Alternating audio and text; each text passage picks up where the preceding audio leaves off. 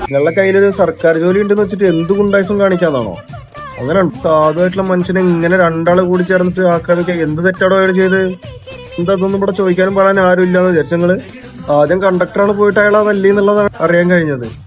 എന്ത് തെറ്റിന്റെ പേരിലാണോ ആ സാധുവിനെ നിങ്ങൾ ഇങ്ങനെ മർദ്ദിക്കണത്? പാവപ്പെട്ടവരും ഞാനും നിങ്ങളും ഉൾപ്പെടെയുള്ള ആളുകൾ നികുതി അടക്കുന്നോണ്ടാണോ നിങ്ങൾക്കൊക്കെ ശമ്പളം മാസം മാസം തരണത്? അതെങ്കിലും നിങ്ങൾ ആലോചിക്ക്. പക്ഷെ പ്രായമുള്ള ഒരു മനുഷ്യനിടോ, അയാൾക്ക് എന്തെങ്കിലും സംഭവിച്ചാൽ ഞങ്ങൾ ഉത്തരവാദിത്തം പറയുന്നു? വകുപ്പ് മന്ത്രി അറിയാൻ വേണ്ടി ചോദിക്കുക. അല്ല, നിങ്ങള് ബസ്സുകളിലൊക്കെ KSRTC ബസ്സുകളിലൊക്കെ ആക്കിയിട്ടുള്ള എന്താ ഗുണ്ടകളെയാണോ? എന്തിപ്പോ ഇത് കഥ? അല്ല, അറിയാട്ട് ചോദിക്കുക. ഇപ്പൊ സാധാരണക്കാർക്ക് ജീവിക്കാൻ പറ്റാത്ത അവസ്ഥയാണല്ലോ ഇത്. ഈ സർക്കാർ ശമ്പളം തരുന്ന നാട്ടുകാരെ ബസ്സിൽ കയറണം, നാട്ടുകാരെ പിടിച്ചടിക്കാൻ വേണ്ടിട്ട് ശമ്പളം തരുന്നതല്ല. നിങ്ങൾ നിങ്ങളുടെ ജോലി ചെയ്താൽ മതി കേട്ടോ. എന്തെങ്കിലും പ്രശ്നങ്ങൾ ഉണ്ടെങ്കിൽ ലീഗലായിട്ട് നീങ്ങുക, അത്ര മതി. അല്ലാതെ സാധാരണക്കാരന്റെ നെഞ്ഞത്ത് കൈയൊക്കെ നിങ്ങൾക്ക് ആർക്കും അധികാരം തന്നിട്ടില്ല.